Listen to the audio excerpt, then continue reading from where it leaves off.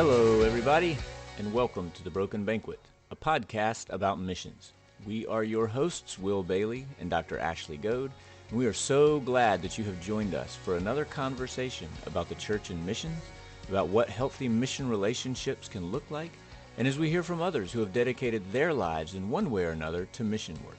We're so glad you're here, and we hope you enjoyed this episode.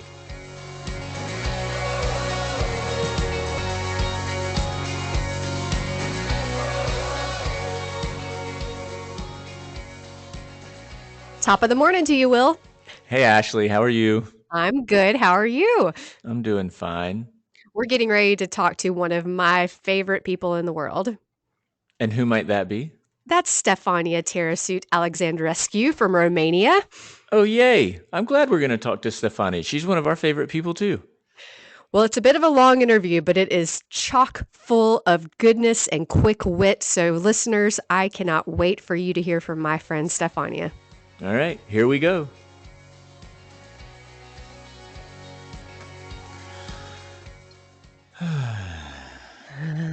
Hey, Will. Hey, Ashley. It's your birthday. Yay. And I know our listeners won't be listening to this until like several months from now, probably, Right. but it's your birthday. It's your birthday. Yeah. I'm really thankful you were born. Thank you. I appreciate the fact that you're thankful that I was born. I'm thankful I was born. That didn't sound like I was, but I am. I'm happy to be here on this planet. Sometimes. You sound like you still have a cold.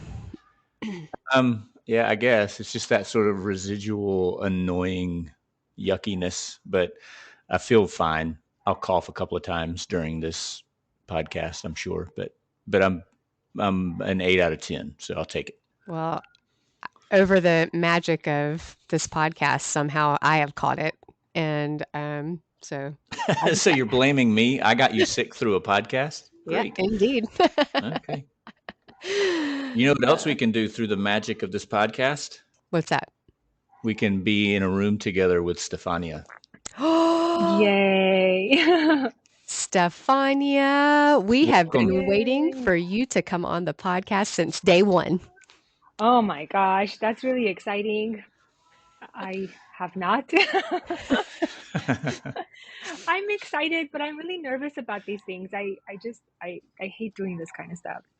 I told Yolanda yesterday that we were doing your interview today, and she said, "Oh, I bet her stomach hurts already." Yes. She's right. She's right. I've been like, my stomach has been in knots all day today thinking about this. Because I've just been so traumatized by our videos, you know, like those videos that we do once a year. I feel like, oh my gosh, life is so hard. But I'm okay. I'm okay. We'll get through this. This is going to be fun. It's going to be great. I almost love telling your story, I think, more than you enjoy telling your story. I think you're right. So go ahead, tell the story. I always love hearing it. Well, wait a minute. Let me just say, because this is the first time I will hear your story where you're actually present. So I'm kind of interested to know how much of how Ashley's version of your story is actually your story. So go for it, Ashley. All right. Yeah, well, go for it. Stefania Tarasut was born in Sighișoara, Romania in 1979, and she lived there. She's the oldest of 3 sisters, and she's lived there till she was 10 years old. And then there was a revolution in Romania, and so she moved with her parents. Her mom, I love the story that you tell about your mom being at the train station with the 3 of you girls and suitcases, and how much you admired your mom for being able to move the 3 of you on her own.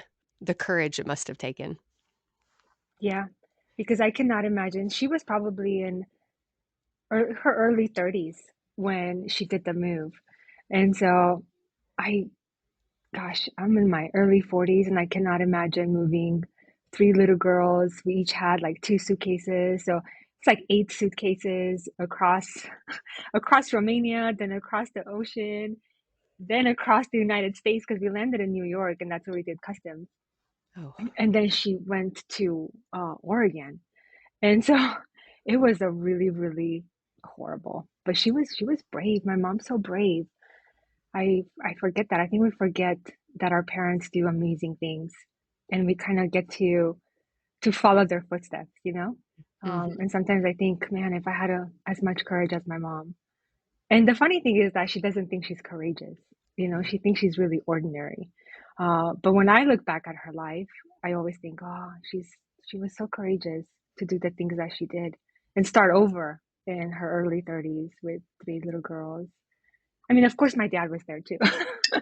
So he was waiting for us, you know, but still, she was on her own to make the journey. And so Right. it was pretty great. And y'all settled in Portland, Oregon, Hmm. and you ended up going to George Fox University, I did. I and then did. you got a master's from George Fox Seminary. And Yeah. then you took on a position at a Korean Presbyterian church as the Hmm. English ministries pastor. So you, as a Romanian living Hmm. in the United States of America, took on a church that was made up of Koreans and became their English ministries pastor. Tell me how that happened, Stefania. I don't know. I feel like everything that I've done in the past 25 years since I started walking with Christ has been a list of things I never wanted to do with my life, but I have loved every minute of it. And so when I was in my early 20s, because I started at Eden Presbyterian Church in my early 20s, I was looking for a job. Like I was just finishing my undergrad and I was thinking, man, I just need a job. And at the time, I wasn't sure if I well, I was sure I wanted to be a pastor, but I wasn't sure that a woman was allowed to be a pastor. Like I didn't have that full conviction 100% because growing up in a very traditional Romanian Baptist home, uh, you don't grow up thinking that you're going to be a pastor and that's actually a possibility. And so I thought to myself, okay, whatever, I'll just be a children's pastor because, you know, a woman can teach children. And so this church was had posted a job posting on the George Fox University website. It just said that they're looking for a children's pastor, and I looked at the address and I was like, oh, that's close to home. That's good. Okay. So let's just see what this is all about. And so I went in and I interviewed for the position. And by the end of the interview, I thought to myself, there is no way on this side of heaven I would ever work for this church. This guy that was interviewing me he felt so obnoxious to me. I thought, there's no way I'm gonna work with this man ever, ever. And at the end of the interview, he's like, oh, and you know that we're a first generation Korean church. I was like, no, how am I supposed to know that you're a first generation Korean church? He's like, well, I'm Korean. I was like, well, so? And the sign outside says that we're a Korean church. I was like, oh, there's a sign out there? I didn't even notice the sign when I pulled in. So, whatever. And so I was like, okay. He says, it's like, do you like Korean culture? And I was like, not really. He's like, do you know anything about Korean culture? I was like, no. He's like, are you interested in learning more about the Korean culture? And I was like, no, not at all. And he's like, oh, okay, well, let's keep talking. And I was thinking, we're not gonna be talking because I don't want this. I got in the car and I called my mom and I was like, Mom, I just met the most obnoxious man ever. I will, I will never do this. And so he called for a second interview. And I was like, oh no, no, thank you. I don't think I'm the right person for this position. And he's like, yeah, you're probably not. You're probably right. But come and have a second interview anyways. I was like, no, I don't want to. And so he just kept insisting, and I was like, no, no. And then he called all my references. And he said to them, oh, we want to get her in for a second interview, but she doesn't want to. Can you talk to her and convince her? So I have these people calling me. They're like, this guy, Jake, keeps calling us. You should really go in for a second interview. And I was like, but I don't want to. And so because he was so persistent, I was like, okay, fine. So he says, okay, let's meet with the senior pastor after early morning prayers, because Korean churches have early morning prayer. So he's like, 7:30 in the morning at a fast food restaurant. Just meet us there and we'll do your final interview. I was like 7:30 in the morning at a fast food restaurant for a job interview. And so for like 30 minutes, I sat there and I was making a list of all the reasons that I am not the right person for this job. Like, I don't submit to authority. I don't like rules. I'm not Presbyterian. I, none of these. And so the senior pastor didn't speak a word of English, a word of English. And so everything was translated. And at the end of the whole thing, he, in his like 5 broken English words, he says, "You're exactly who we're looking for." I was thinking, what did you translate? Like, did you hear anything I just said? Oh my gosh. And so they're like, just come and stay for a few months. And if you don't like us, you can leave. And then if we don't like you, we can tell you to go. And so just a few months. And I stayed for, gosh, I was still there when I came to Romania. So about 16, 17 years. I know. Hey, Stefania, we have a surprise for you. Jake is actually in the green room, and we're going to bring him in. It's really funny. But Jake turned out to be one of the people that I think has had the most influence on my Christian faith. Like, he was ridiculously annoying and I could not understand how he functioned. But he had faith in me. Like, when I was telling him that I wanted to be a pastor, he'd be like, "Yeah, great. That's wonderful. Yeah, you should definitely be a pastor." He gave me his pulpit because he was the English ministry at the pastor at the time.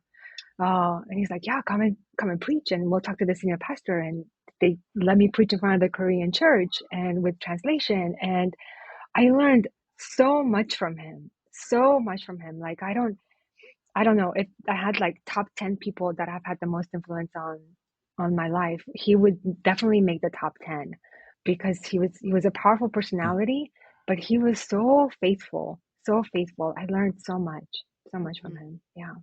Well, I had you tell part one of you being from Romania and leaving Romania to come to the US. Part two of your story would be serving as the English ministries pastor at the Korean Presbyterian Church. To tell you number three part of your story, so then you decided to go get a doctorate, a doctor of Hmm. ministry in leadership and global perspective from George Fox University, Evangelical Seminary, Yeah. Clearly, I don't like change because I at stayed with all. George Fox undergrad, grad, everything I did with George Fox.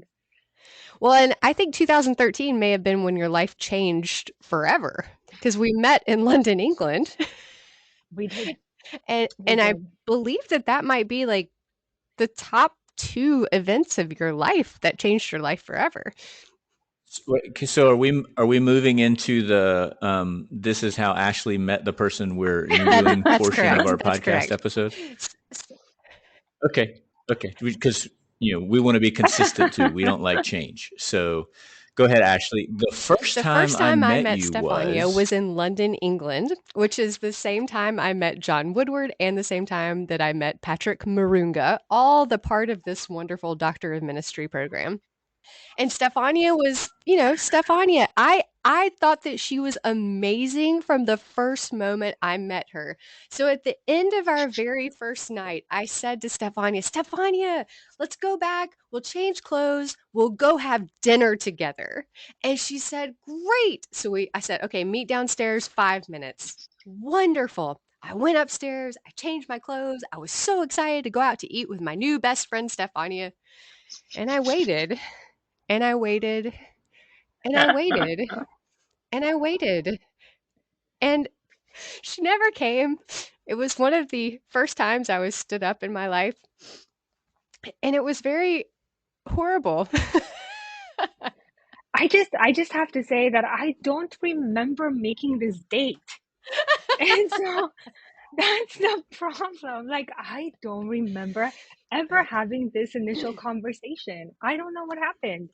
Jet lag. It was jet lag. It was totally jet lag, but nonetheless, we ended up studying together for the next 3 years and really did become the best of friends, and I've been That's so good. thankful for our friendship. But one thing I will remember, is I don't know if it was, when we were in South Africa or, well, when we were in London, you had mentioned that you would never go back to Romania.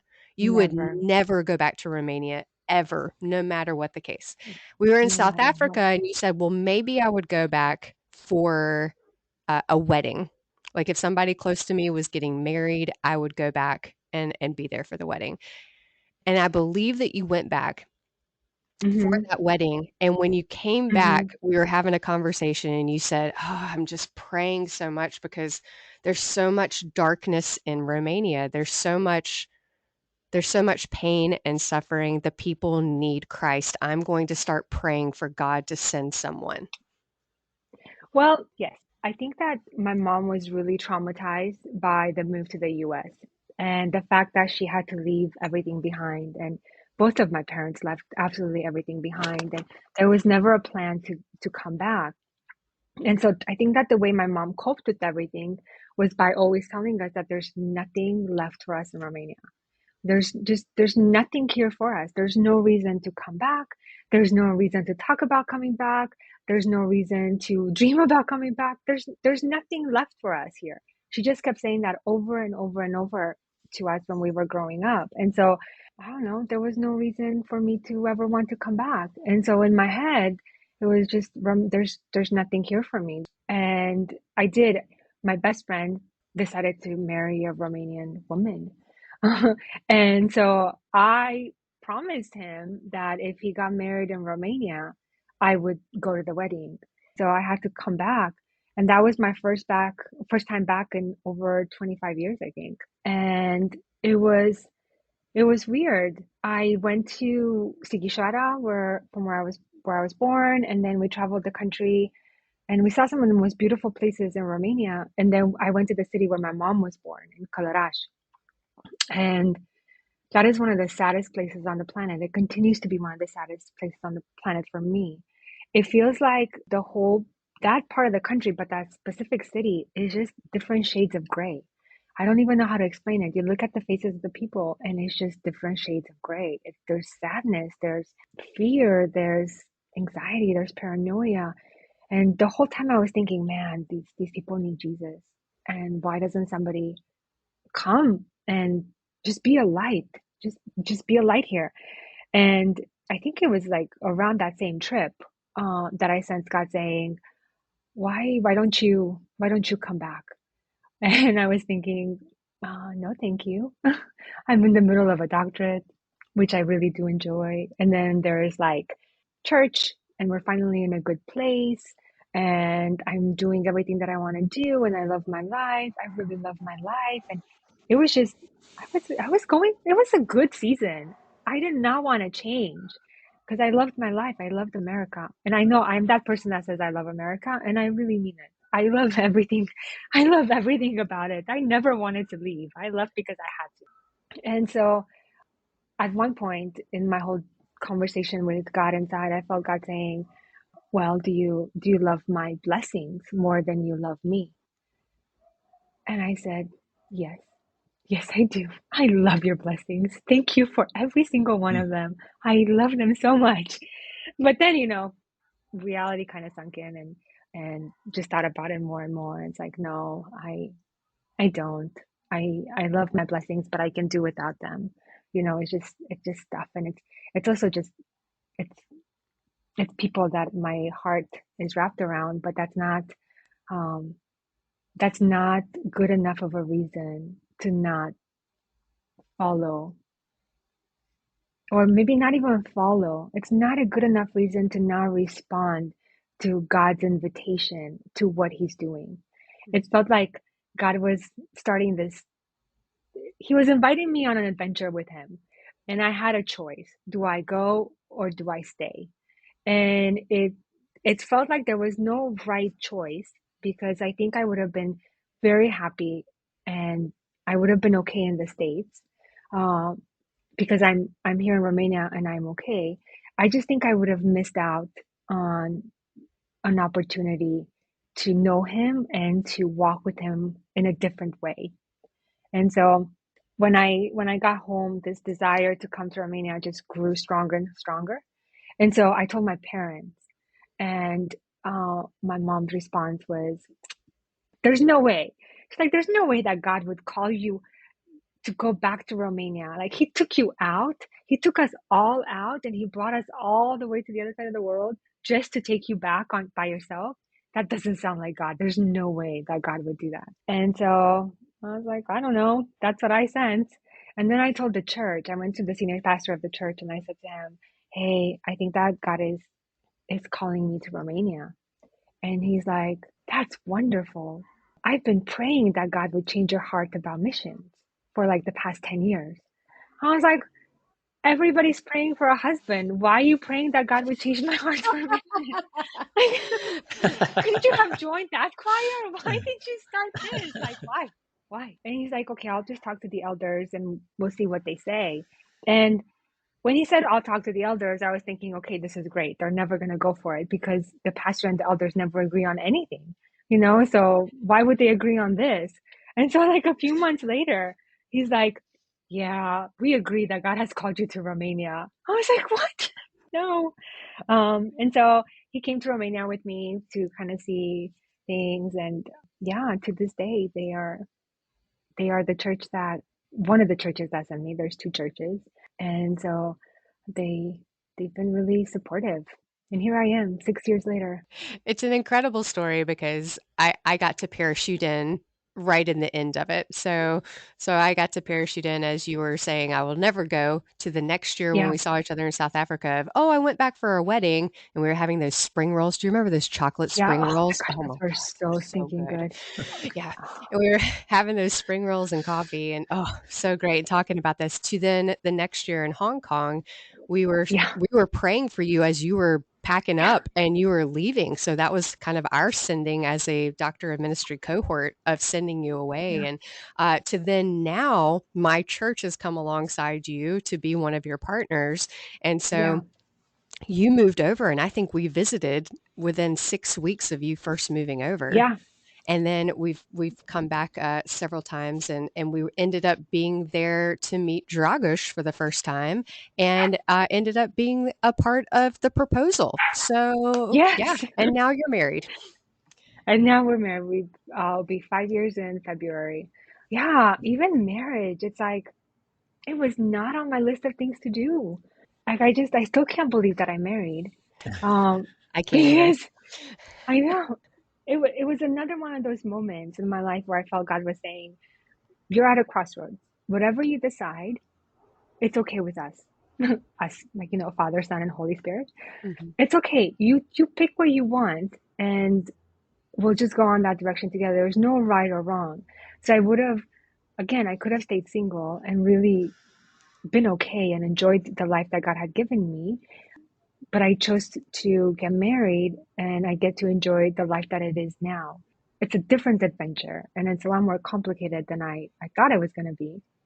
No, I knew it was going to be complicated. It's very complicated, but it's very, very good. And so I feel like every few months or maybe every few years or so, God is like, okay, well, let's do something else. Do you want to go on a new adventure with me? And He's been really faithful through it all. Yeah. So, Stefania, when the church from when your Korean church from Oregon sent Hmm. you as a missionary back to Romania, and I was going to say, what did they send you to do? But that just shows how kind of programmed we are to think in those terms when it comes to missions. So let me rephrase that. How was that church imagining some sort of partnership or being in relationship or just somehow being that kind of light that you mentioned um, in the midst of those shades of gray? Like what was that?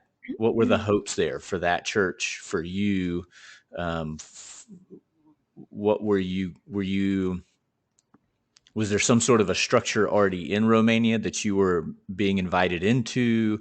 Were you guys starting something from the ground up? Can you give me and the other listeners a little bit of sort of context for that? Yeah. So I came, I didn't know. People were asking me, what are you going to do in Romania? And I would say, I have no idea what I'm going to do in Romania. I honestly don't know. I just know that I have to go. And so on one of my trips, I met a pastor from one of the international churches here in Bucharest. And he invited me to be part of the English ministry at at the International Church of Bucharest. And so because I didn't know anybody, I didn't know anything, I thought, why not? I'm not doing anything better. I might as well join this community. And so I joined the community, and I was part of the English ministry at the church. And I was also serving. The church had another ministry, and they were working with unwed moms or abused women or women fleeing domestic abuse. And so it was like a women's shelter kind of thing, a live-in women's shelter. And so for about a year, a little bit over a year, I served with them and just spent time with the moms and took care of kids and learned how to cook random Romanian things. And it wasn't, I didn't have a plan. That's the thing. I think from the beginning, I just knew that I wanted to be in Romania to serve, but I didn't have anything specific in mind. But I was spending all of my time serving at the church, and I had been a pastor for a really long time at that point. And so I feel like I've spent most of my life serving as a pastor. I started in ministry in my early 20s, and then when I got to Romania, I was in my late 30s. I loved the role of a pastor. I loved being in that position. I loved serving a congregation. I loved everything about it. But being at the international church, I realized here in Bucharest, I realized, you know what, this is this is not the right fit for me. They're not doing ministry the way that I understand ministry ought to be done, and I'm not doing what God has called. It's not even doing what God has called me to do. I'm not being who God wants me to be because being, I was doing so many random, unnecessary things. And so I felt like something was missing inside of me. And then Dragos and I got married. Having him by my side gave me the courage to face the leadership of that church and say, listen, like I can't do this. I can't walk with you. And so as of next week, unless something changes, I'm out. And they said, well, unless you submit to our authority and what we're doing, goodbye. And then I said, okay, then I guess I'm out. But I did not realize how important being a pastor and doing the role of a pastor was in my life until it was no longer there. You know, does that make sense? Like until that moment, like a few weeks after I walked away from that church, I mean, I think the first year I spent just crying and thinking, what the heck am I doing? Like I know that I'm a pastor. I know that God called me to be a pastor. I know that this is where my gifting is. But what is a pastor without a church? You know, like is a pastor if they don't have a church and a following? And it was really, really hard for me to wrap my mind around the fact that I was a pastor without a church and realizing that, you know what, being a pastor is not dependent on having a church. I am a pastor because this is the gift that God has placed inside of me. And so whether I have 5 or 10 or 50 or no people around me, I am still a pastor because this is who I am. And so I think it took me about a year to really process through all of that and realize that, you know what, I'm not called to do pastoral ministry. I am called to be myself and to be who God has created me to be and gifted me to be. And that's it, in every context that I am, to just be myself and just be. And that's enough. And that is honoring to God. And it's not more honoring to him if I have 100 people in front of me. I can just be me in my chair with my cup of coffee, and God is just as honored and just as glorified and just as happy with me as if I was preaching to thousands. Does that make sense? Yeah, and to be fair too, I think that so much a part of your pastoral heart and your pastoral ministry has been that you pour into those that are around you.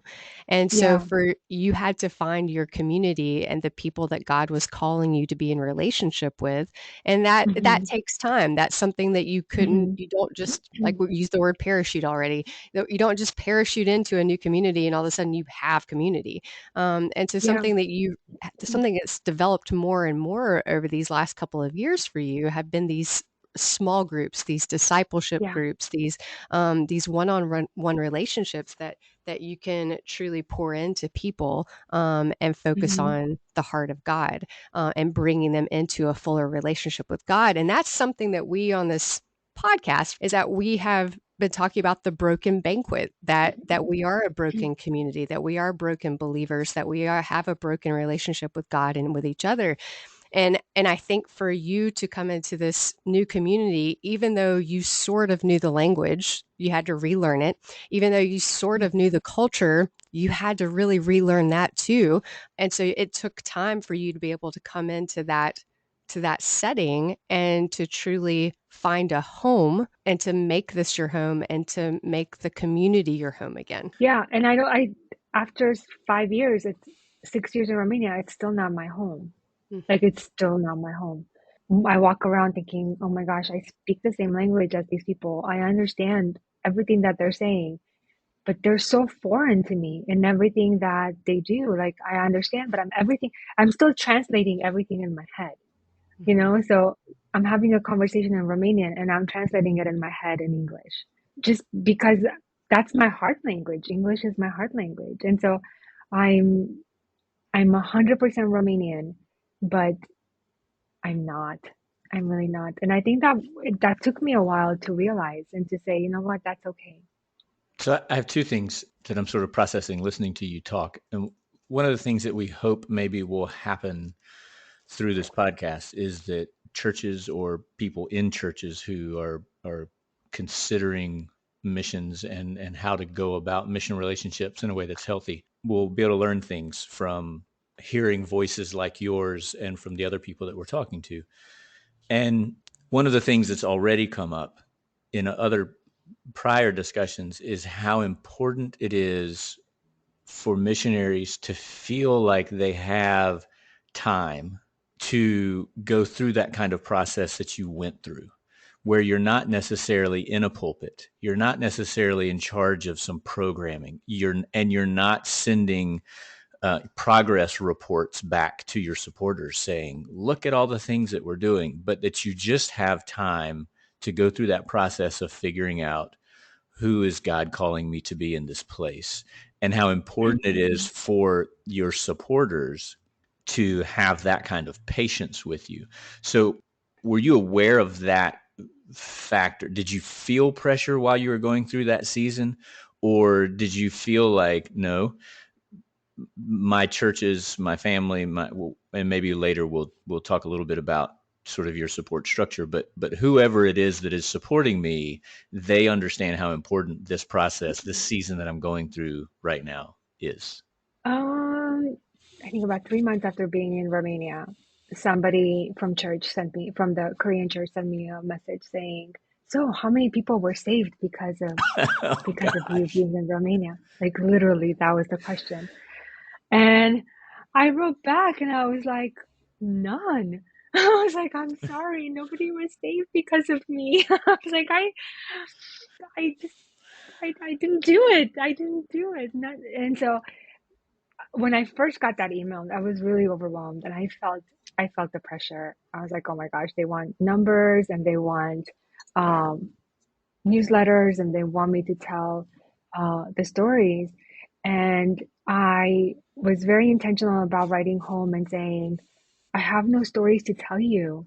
And the stories that I do have, they're not my stories to tell because they're not my stories.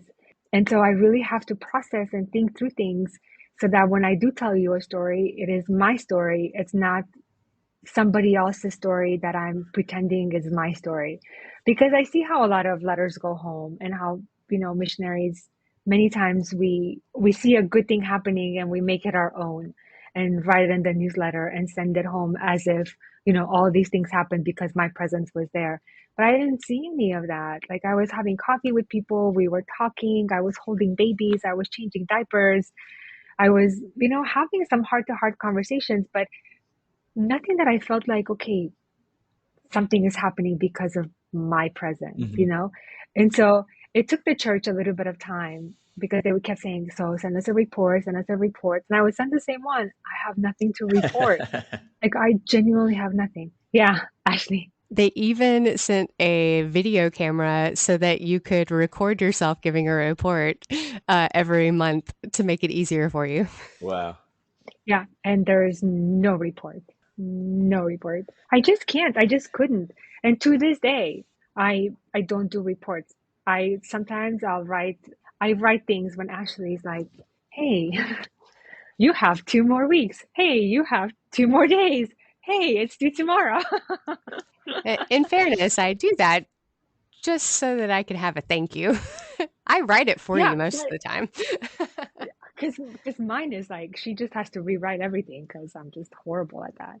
Well, and, But and it's and I think there's a difference in having communication between the right. church and the missionary or the organization or whatever, so that there actually are relationships that are happening, right? So I can tell you what I'm doing and how I'm doing. I'm comfortable with that. Yeah, I can tell you what I'm feeling and what I'm reading and what I'm thinking and what I'm struggling with and all the things I'm wrestling with. I'm more than happy to tell you those stories because those are my stories. right.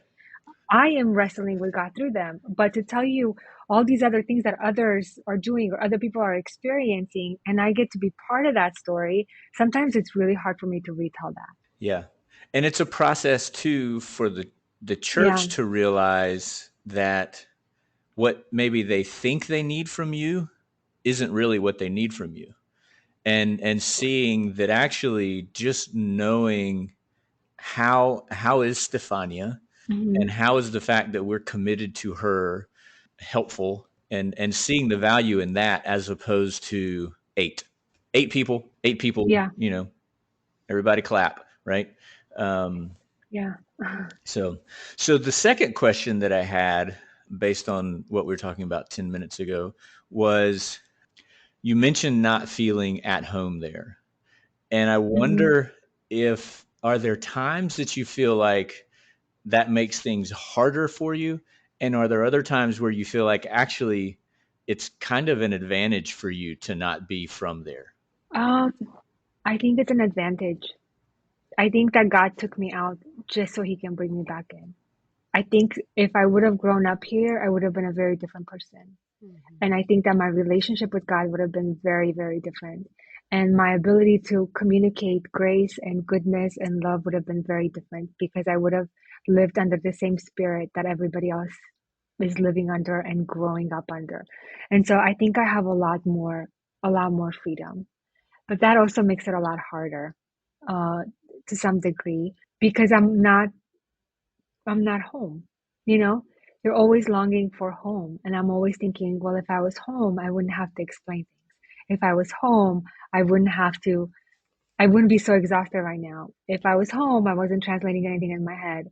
And so learning to be present, I think that's been the hardest part in the past, one of the hardest parts in the last 6 years. It's realizing that I am where I am and this is good. And it's good because this is where God wants me to be. And if He didn't want me to be here, I would be somewhere else. And He wanted me to be here with the experience and the baggage and all the good and the bad that I've accumulated over the past 40 some years of my life and pour it into the community that I have here. And not in the community in all the people around me, but pour it into the people that he has gifted me. And it's a handful of people, you know. And sometimes I think, oh my gosh, there's too many of them. you know, because to have a conversation with everybody, like a 2 hour coffee conversation and talk about life and Jesus and things, if you have two, three, four of those a day, it's a lot. A, it's a lot of coffee. And Which B, is it's not just a problem.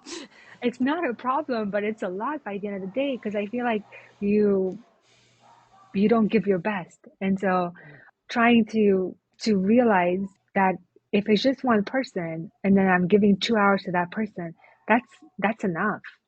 I'm giving them myself and I'm giving them Christ in me. And if I'm giving Christ in me, then I'm giving them everything that I have, everything that's good in me.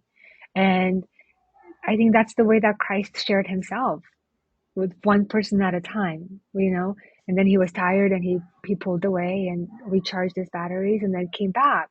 And sometimes he had five and sometimes he had 5,000, but I think he always cherished those one-on-one, those three conversations, 2, 3 people that were around him, because he valued that. And I think that we don't value that enough. We we want people that have power and influence around us because that way we feel like we have power and influence. But we don't think about the fact that, somebody that's a preschool teacher or a teacher's aide or somebody that doesn't have this significant job. These people have stories and these people have lives, and they have their own power and their own authority, and they have their own influence. And so they're just as important, because their life and their story is just as important as somebody that's, making laws or on TV, and so learning to value the person that's in front of you and giving them a voice and giving them importance, I think it's really, really important, because you're breathing life into people, and you're encouraging Christ in them.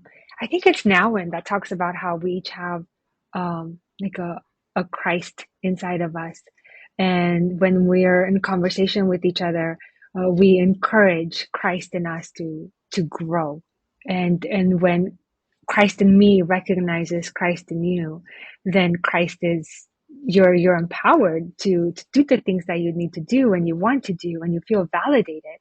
And so I think the simple fact of sitting with somebody and having coffee with them and validating or allowing Christ in you to validate Christ in them, I think that's priceless. And that's one of the most important things that we get to do. But you can't do that necessarily in a big community. It has to be one-on-one. It has to be in the ministry of presence. It has to be when everybody feels safe enough to allow Christ to rise up, because it's only when we're vulnerable that we can be truly honest and really allow good things to happen inside of us. Otherwise we're just pretending, and it's easy to pretend when there's many people around. The Christ in me sees the Christ in you. Yeah, and that's encouraging. When you're not sure if Christ is in you or what Christ is doing in you, and you have somebody come across the table from you and say, listen, I see Christ, I hear Christ, you're okay. You're going to be okay because I recognize Christ in you, and you wouldn't be stressing about these things and you wouldn't be worrying about these things if Christ was not alive in you. And that's one of the most beautiful things and gifts that we can give to one another. And we don't do that enough, I don't think. I'm curious to know hang on, let me just think about this for a second. So I get told, on a somewhat regular basis by people here where I'm serving, oh, you're one of us, right?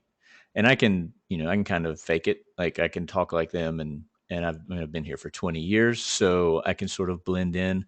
And so, and I appreciate what they're saying. It's a wonderful gift that the community is giving to me by saying, we have accepted you into the community as though you were from here. But I also know, they're kind of wrong, right? I'm not from here. I'm curious to know how the community that you are a part of, the people that you are in, small groups with, or having coffee with, and or having contact with, in your daily life, do they think that you're one of them? Yeah, I'm not one of them. I'm not, because they often say to me, well, you can be this way because you're not from here. It's because you grew up somewhere else. It's because you know something different. So people always point that out, that, oh, you have the freedom that you do because you're not from here. And you know what? Maybe they're right, but I don't, to some extent, they're right. I mean, okay, to a Hmm. huge extent, they're right. I grew up in Oregon. And so Hmm. it's a different world. It's a very different world. But with the same idea, I can say that it's more Christ in me than it is the fact that I grew up in Oregon.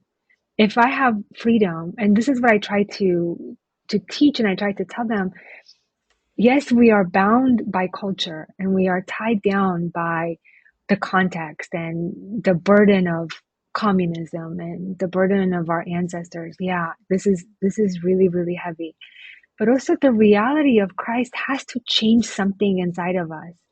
And I think that's the struggle for me, because how much is Christ in me and how much is the culture that I grew up in?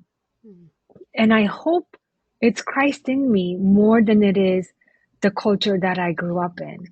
Because if it's just culture, then what the heck am I doing here? Mm. Like, am I giving them American culture? Am I teaching American culture? Am I promoting Americanism? Or am I living out Christ? I Hmm. hope and I pray that it's not just American culture. I hope and I pray that it's the living Christ inside of me that is making me be different and stand out. And it's the freedom that Christ has given me that is causing me to not fit in at times. Sometimes it's culture, but I hope and I pray that most of the time it's Christ in me that is making me different and making people uncomfortable, and maybe making people ask, where are you from and what are you doing here?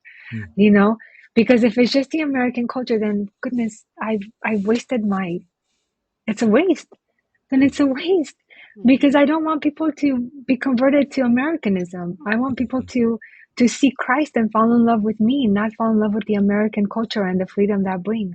Because Hmm. that it doesn't bring freedom. That brings a lot of bondage and a lot of stress, a lot of anxiety and expectations that can never be fulfilled. But Christ brings freedom, I was going to say, this is going to get to one of my favorite Stefania isms, which is is, that missionaries suck. oh my gosh, I was gonna say it, but I didn't want to say it. Say it. Oh, missionaries are the worst. They're the worst. But here's what the problem is. I didn't grow up thinking that I wanted to be a missionary. I didn't deal with missionaries in Oregon. I didn't have to work with them. I was in the church, but whatever. It was a different. I have a way of living in my own world, and so I just didn't deal with people. And then when I wanted to come to Romania, I did go to a missions organization and do some training with them. And then I quickly realized there is no way on this side of heaven that I can do the things that they're expecting me to do, because I don't fit in.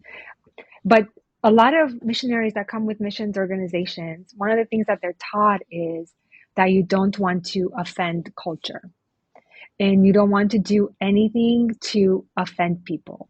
So you always, if you don't correct things, you don't say things, you just smile, and eventually, things will change.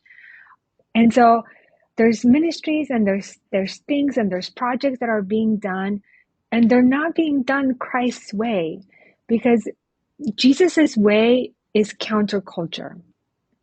Jesus's way does things differently. Jesus's way has courage to turn the status quo upside down and make things right, or try to make things right in this dark world. A lot of the missionaries that come with this fear of, we don't want to offend the natives, which there's a healthy dose of that, but I think we've reached a point where there's a incredibly unhealthy dose of it when people try to be too much like the culture that they are ministering to, and they forget that they are not called to become Romanian. They're called to become Christ-like in Romania, and they're called to come here and to bring people towards Christ. So the goal isn't for me to become more Romanian. The goal is for me to become more Christ-like. But a lot of missionaries, what I've noticed is that they first come and they try to become more Romanian. And they spend so much time trying to become Romanian.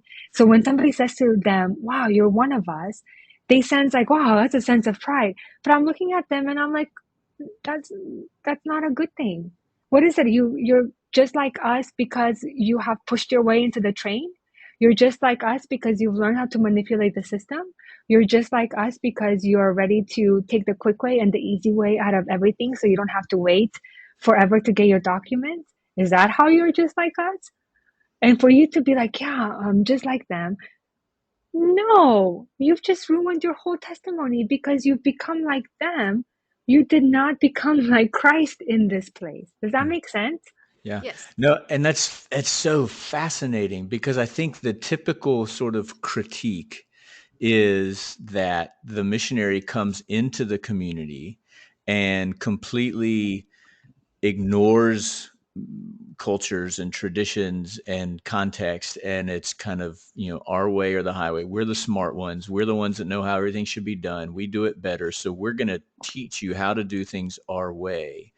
But it sounds like in this case it's sort of, there's been an overcorrection, There has and been. so now it's, we leave all of who we are behind to try to assimilate to, like, Hmm. to the point where we lose our prophetic voice. Yeah, And so the goal, because what I think a lot of times, the goal when I think about a local church sending a family out into the mission field, I bet a lot of those churches, what they have in mind is their goal is that over a period of time, that family will become, like you say, one of them. They'll become a part of that community in a way that almost makes them indistinguishable from the community. And I can see where there is value in being a part of the community, but not if it means that it's come at the cost of, like you say, losing the Christ in us, just so that we can be accepted, and it makes things easier for us to do what we think we're called to do. I just think that's a fascinating dynamic because it's the complete opposite. I thought what you were going to say is missionaries are terrible because they come here and they don't listen to anybody, and they don't even try to understand, and they just sort of bull in a china shop, steamroll their way into and through the community, and da da da da. And that's not it at all. The critique is it's the complete opposite, which is, man, I'm so glad that you talked about that. but I think that was in the 90s. What you're describing was the 90s because that's what one of the things that Dragos says all the time. In the 90s, when the missionaries came, it was they were doing it their way and they treated us like we didn't know anything and that we were stupid, and you know, like a 12-year-old child would come and teach somebody that has an engineering degree how to do things Oh because my you know gosh. they're a missionary and we're dumb, you know? So that's his story of the Mhm. 90s when missionaries came into Romania. My story working with missionaries is completely different. Wow. My Wow. experience is completely different. Yeah. And I was going to say that that doesn't mean that there isn't validity to what, like Whitney Right. Hutchinson said, of you have to shed your Americanness and some of Right. those things that keep us from being humble Christians. But what we do not shed is our Christ-likeness. Like that's And that's something what that, it is. right, right. That's Mhm. exactly what it is. Hmm. Mhm. Because culture has to be shed, Right, right? It's the right. Mhm. culture that I shed because people are fascinated less now with the American culture than they were in the 90s, you Mhm. know, but still it's people still like Americans and it's still something Christian American Christianity has had a lot of influence and still has a lot of influence whether we like it or not, whether we admit it or not. It's still the mega churches in the US that have a voice here in Romania. So everybody's listening to the bigger churches in the US. So it is what it is. But again, I'm not promoting American Christianity. I'm promoting Christ. And so that if that's who I'm promoting and this that's what I'm trying to do, then I should have courage when I see something wrong to correct it because Hmm. I'm not correcting it based on my culture. I'm correcting it based on what the word of God says. And that, I think, is also a difference in the way that you approach things. Because if it's culture on the driver's seat, American Christianity is on the driver's seat, then you should be kind of stand backish and say, I can't comment because culture and I don't want to offend. But if you are correcting with the word of God, and if you are living it and you're immersed in it, then go ahead and offend, you Mm-hmm. know? But what are you offending?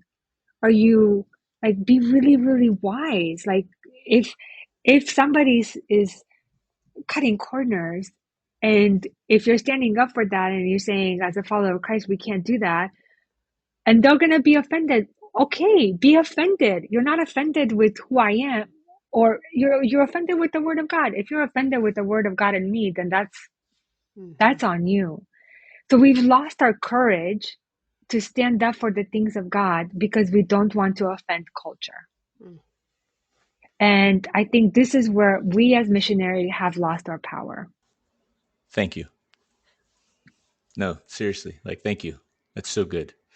I'd like to know, when we think about this banquet that is broken and this table that we have all been invited to as equals, if I ask you to imagine my coming and taking my seat at that table next to a bunch of the Romanians that you are in community with, what are you going to be the most excited about the fact that I get to learn from them?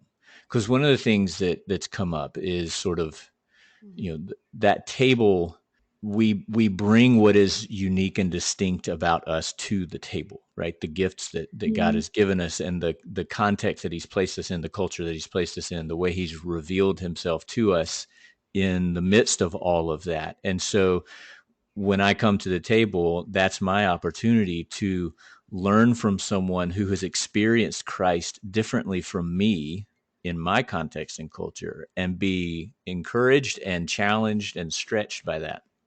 So, what do you think I can learn from the people in your community that are going to sit at the table with me? Mm. Faithfulness in the simple, everyday things of life. Mm-hmm. I think this is what I'm learning over and over again from them.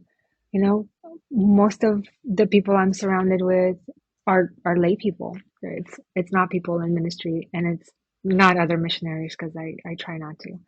And so it's just, they're people living their lives and trying to live out Christ in every area of their lives, whether they're students or teachers or working in offices, IT, everything that they're doing. It's just trying to honor Christ in that place.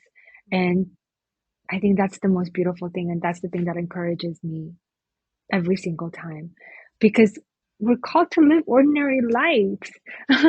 Everybody says we're called to live these extraordinary lives. And so everybody's disappointed with their lives because they're not living extraordinary lives. And we're comparing ourselves with this person and this person. And we all want to be Pauls and Davids and John and all these things. But there was only one Paul. There was only one David. There was only one Daniel. And they already lived their lives. I might not have this walk on water kind of thing, but not all of us are called to have those kind of lives. I think most of us are called to be faithful in the ordinary. And we forget the beauty of the ordinary and the simplicity of life. We are longing for extraordinary, and so we're not content. We're always looking for something else, for the next adventure, for the next thing to do. I think that's one of the things that you would learn from the people around me. They're living out Christ in the ordinary things, and it's really beautiful, and it's really encouraging to me. Great. One of my favorite books is called The Liturgy of the Ordinary: Yeah, Everyday Practices or Sacred Practices for Everyday Life by yeah. who's it by? I don't remember, Tish Harrington. but I And have it. oh, so good. So good. I think it's probably time for us to wrap it up. So let's wrap it up. I want to wrap up with my all-time favorite quotable Stefania-ism. Ah, But I quote it often, and it's Jesus did not die on the cross for me to be comfortable. And I think that one of the things of listening to your story over the last hour is that you are living into that, Stefania, more than most people that I've ever seen, that Jesus didn't die on the cross for you to be comfortable. You're going to question God and you're going to talk with him and you're going to have the conversation and you're going to call into question all the other people that are praying for the same things. But in the end, you are faithful. What could our listeners learn from that? I don't know how to answer that. Because I think that statement says it all. When I'm doing things randomly throughout the day, sometimes I'll think, did Jesus die so I can do this? And there's moments when I'm like, yeah, he died so I can hug this little person, this little kid. I can change this diaper. Yeah, he died so I can wipe tears away. Yeah, he died so I can do this. But there's other times, and I think, no, he did not die so that I can be comfortable. He didn't die so that I can, indulge in all the things that my heart desires. He did not die so I can sit in front of the TV for hours at a day and wish my life was different. He didn't die for those things. He died so that I could live. And to live is not to be comfortable. If I'm comfortable, I'm not living. And I'm saying this as a person who loves to be comfortable.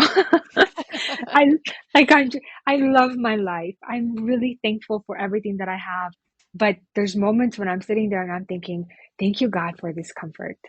I'm enjoying it in this moment. And I'm enjoying it in this moment so that in the next I can stand up and do something that's uncomfortable. So my comfort in this moment is the thing that should fuel me to get uncomfortable in the next moment. It's not something that should own me. I don't live to be comfortable. I was called to live for Christ, and nothing that he did was comfortable.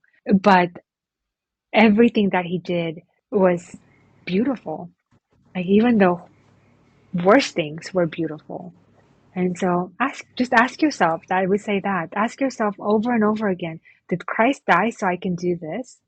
And if your answer is yes, then do it boldly. Then do it boldly. Have courage.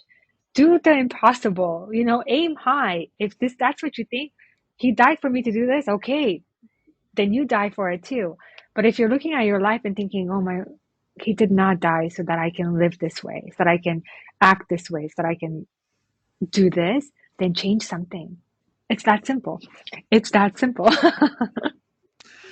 Well, thank you so much, Stefania, for that word. And I think that there will be I hope there will be some moments in not just this episode, but in the course of this podcast that make people uncomfortable. I think if all we talked about was easy stuff and perpetuated some of the easy imagery that comes along with missions and missional relationships and that kind of stuff, then I mean, what are we doing? So thank you for being willing to share some of your own discomforts, and I hope that that'll maybe make some other people uncomfortable, but with sort of the knowledge that that's kind of what Yeah, yeah. the Thank life of a you. Christ follower Yeah. should be.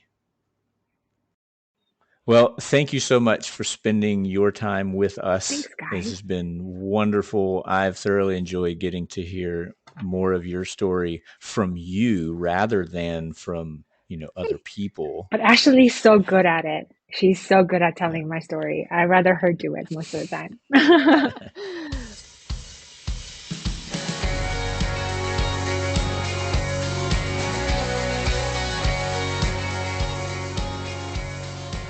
You've been listening to The Broken Banquet, a podcast by Will Bailey and Ashley Goad. Music provided by Irene and the Sleepers. Join us next week for another episode. He's prepared the table. All things are ready. Come to the feast.